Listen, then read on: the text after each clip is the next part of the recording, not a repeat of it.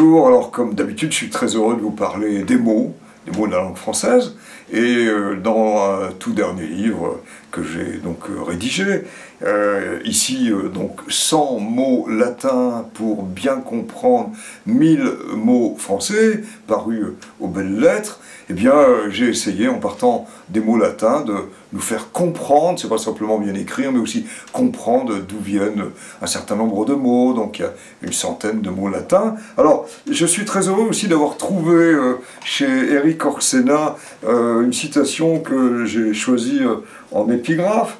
Vous voyez que mes lunettes partent en épigraphe. Et donc c'est... Vous savez que le mot curieux vient du mot latin cura, le soin.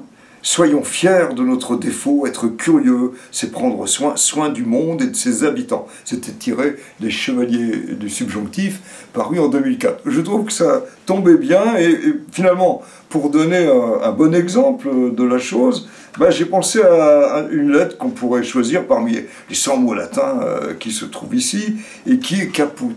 Alors quand on a caput, qui donne en latin aussi capitis, on voit bien qu'on pense à un certain mot comme la tête capitale.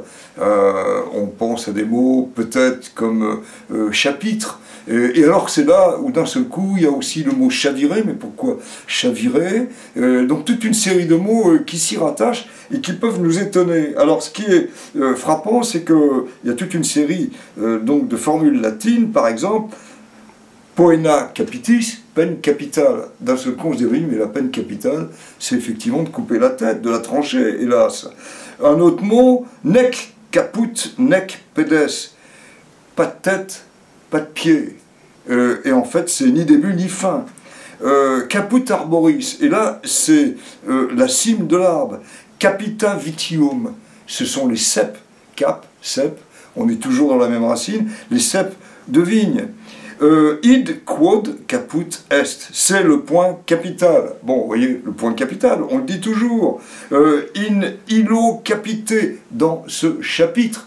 Chapitre, là aussi, c'est un mot qui correspond. Alors, capital, décapité, capitaine, à la tête, caporal, capiteux, un parfum qui monte à la tête, voilà des mots avec décapité, hélas, qui sont tout à fait de même obédience, et en même temps qui nous font penser à la racine. Alors, c'est vrai qu'il y en a d'autres, on les voit moins.